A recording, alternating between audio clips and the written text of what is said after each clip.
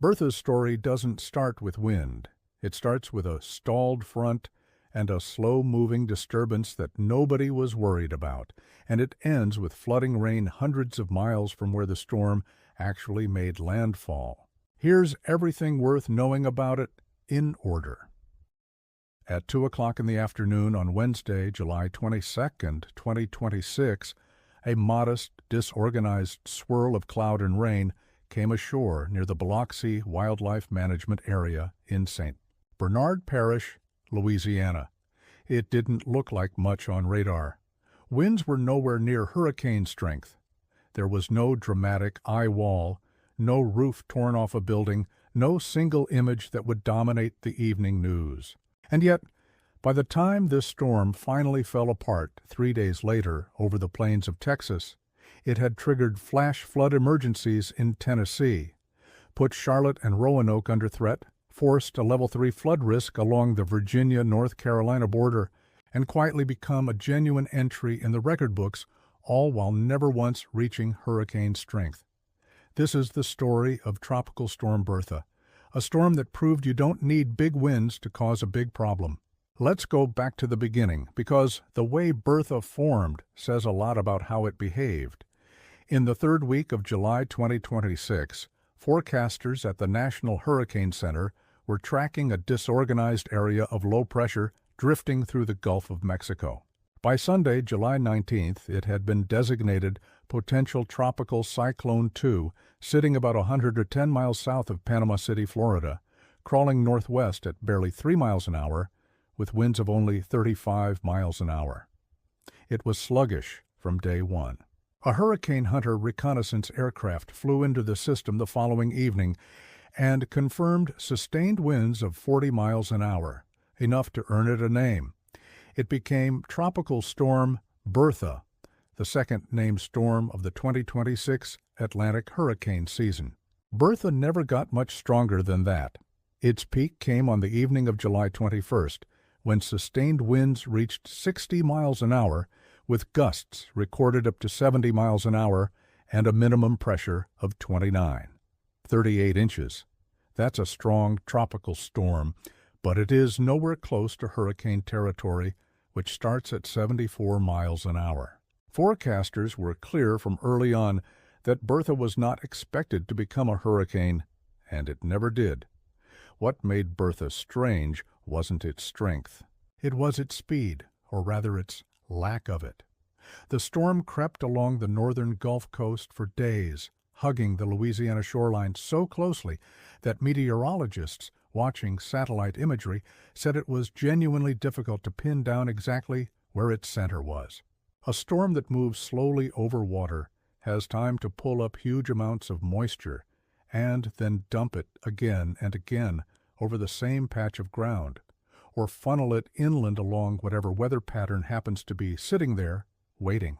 And in July of 2026, there was exactly that kind of pattern waiting, a stalled frontal boundary draped across the southeast and mid-Atlantic, a boundary that had already caused historic flooding in West Virginia and wreaked havoc from the Ohio Valley to the East Coast just days before Bertha even arrived.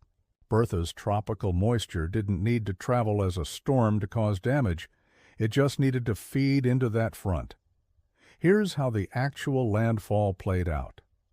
Bertha came ashore in St. Bernard Parish, Louisiana, at 2 p.m. Central Time on July 22nd, becoming the first named storm to make landfall anywhere in the 2026 Atlantic hurricane season. Along the coast, gusts of 63 miles an hour were reported in Venice, Louisiana. Dauphin Island, Alabama, recorded a 41-mile-an-hour gust. Farther east, Pensacola clocked gusts near 50 miles an hour. Apalachicola saw 46, and Panama City recorded 41.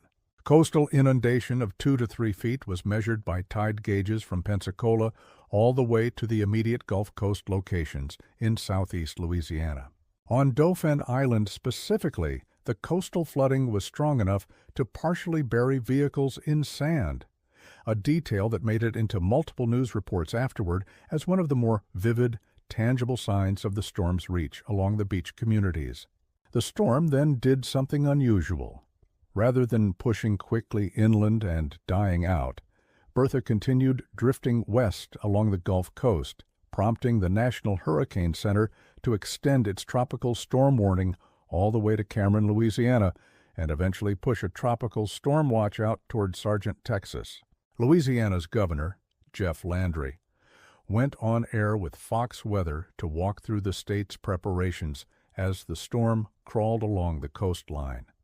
By Thursday, July 23rd, Bertha was forecast to reach the upper Texas coast that evening, before finally dissipating into a trough sometime Thursday night or Friday, which is roughly what happened.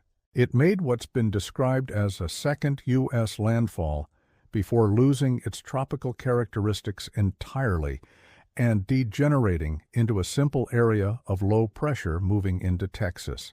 Now here's where the numbers turn genuinely interesting, because Bertha earned itself a real place in Louisiana's meteorological history. According to Yale Climate Connections, Bertha became only the 10th tropical cyclone to make landfall in Louisiana during the month of July, since reliable records began all the way back in 1850. That's not a small statistic. July landfalls in Louisiana are historically rare, and Bertha is one of only 10 on record in nearly 2 centuries of tracking. It also marked the first named storm to make landfall in Louisiana since Hurricane Francine came ashore in September of 2024, meaning Bertha ended a gap of almost 2 full years without a landfalling named storm hitting that state. It's also worth putting Bertha next to the storm that came just before it that same season, because the contrast tells you something important about how differently 2 storms in the same year, hitting the same general region, can behave. Arthur, the first named storm of the 2026 Atlantic season, made landfall in southern Louisiana back on June 17th. Arthur brought torrential rain that may have set a new all-time 24-hour precipitation record for the entire state of Louisiana, with 29. Raw 6 inches measured near Cottonport in a single day. That's an almost unbelievable amount of rain. And according to the reinsurance firm Gallagher Re, Arthur was responsible for at least $1 billion in damage and 4 deaths.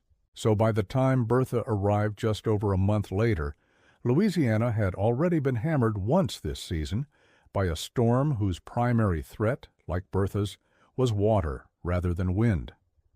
Bertha's own direct rainfall along the Gulf Coast was comparatively modest.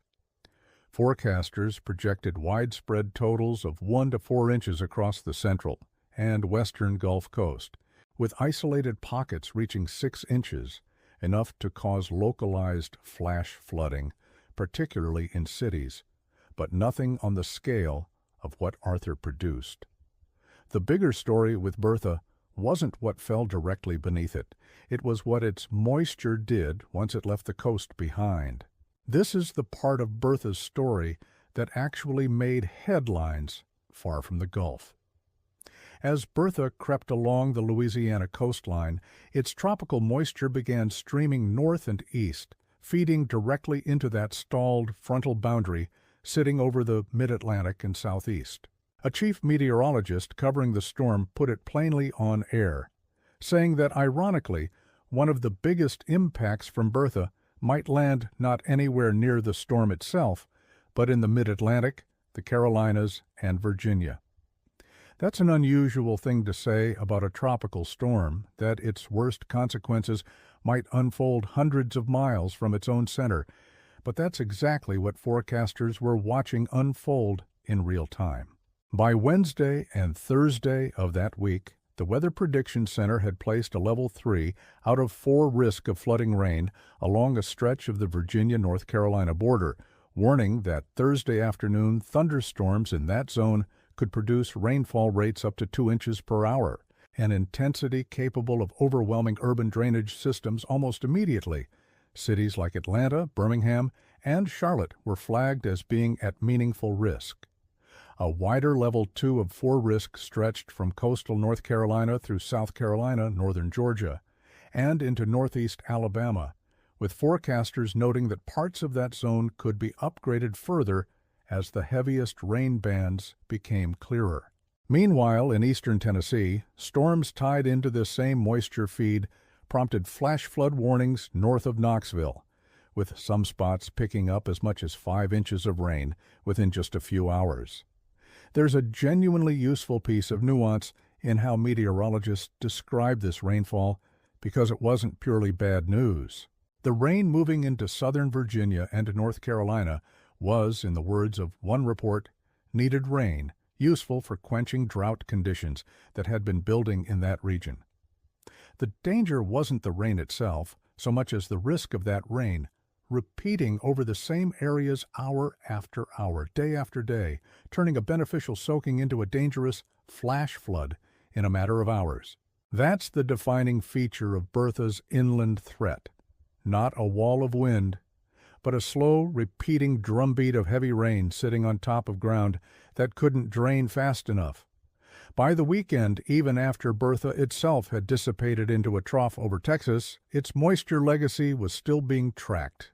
CNN reported that rainfall totals in parts of the southeast could still reach 4 inches, or more in spots even days after landfall, and in places like Myrtle Beach, South Carolina, where the entire month of July typically averages around 5.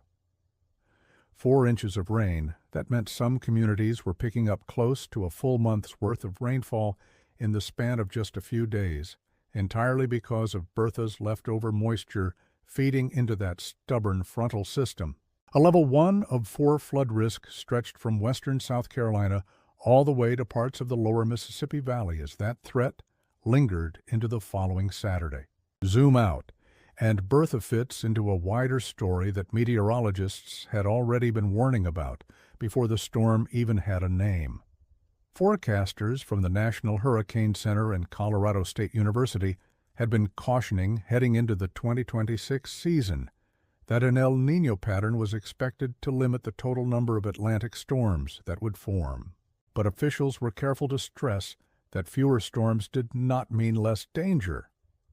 Ken Graham and other NHC leadership pointed out that unusually warm ocean water temperatures across the Atlantic meant the risk of a genuinely destructive storm remained high regardless of how many named systems the season produced overall, and residents were urged to prepare the same way they would in any other year.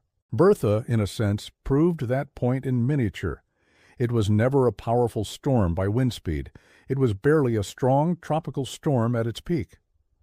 But between the record-setting July landfall in Louisiana, the historic rarity of that event, and the flash flooding it triggered 5 and 6 states away in Tennessee, Virginia, and the Carolinas, Bertha demonstrated exactly the kind of danger officials meant when they said storm count isn't the same thing as storm risk. So here's where Bertha's story actually lands, because it's a useful one to hold on to heading further into hurricane season. This was a storm that peaked at 60 miles an hour, never came close to becoming a hurricane, and made its first landfall in a quiet stretch of coastal Louisiana that most people outside the region had never heard of before that week. And yet it became the 10th tropical cyclone to strike Louisiana in the month of July since 1850, ended a 2-year gap since the state's last landfalling named storm, and sent flash flood warnings ripping through cities as far away as Charlotte, Roanoke, and Knoxville, 300, 400, 500 miles from where its center actually crossed the coast. The wind was never really the threat. The water was, and the water didn't stay near the Gulf. If storms like Bertha are the ones you want to keep tracking this season, subscribe so you catch the next breakdown the moment it drops, and drop a comment with the next storm you want covered.